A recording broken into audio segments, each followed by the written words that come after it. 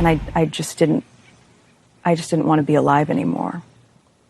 And that was a very clear and real and frightening, constant thought. That was a heartbreaking admission from the Duchess of Sussex, Meghan Markle.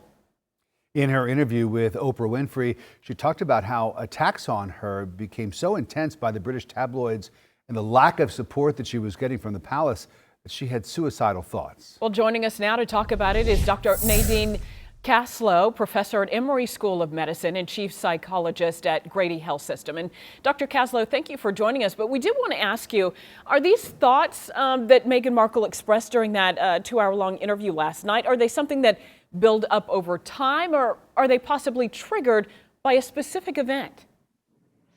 Well, that can happen either way. For some people, things sort of build up over time.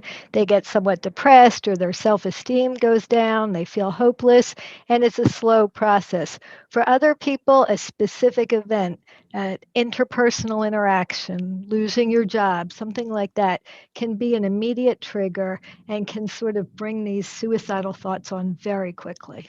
Dr. Caslow, of course, suicide still carries such a stigma, as does most mental health topics. But here we have Meghan Markle talking about it in a widely viewed interview that will be seen by millions of people all over the world. Are there any positives to be taken away from the fact that she felt comfortable enough sharing these personal details so publicly? Well, I hope that there are positives. I hope there's a silver lining to this, because I'm sorry that she struggled so.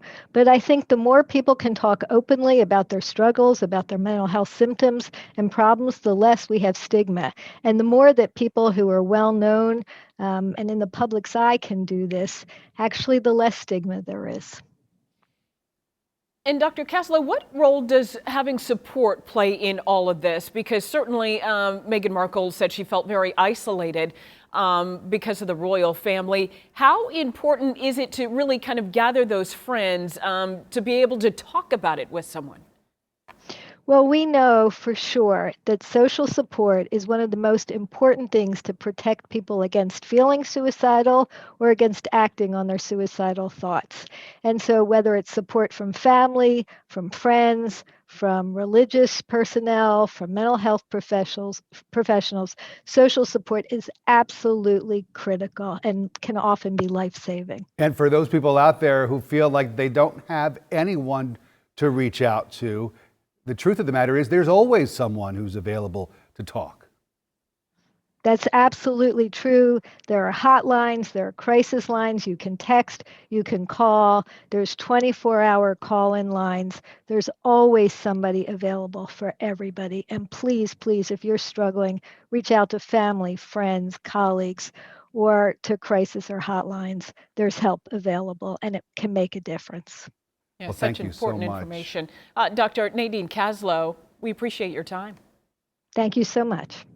Well, if you or someone you know is struggling, remember there is a 24-hour hotline. This is what we were just talking about. There are English and Spanish speakers who are available to help 24/7. The number 800-273-8255.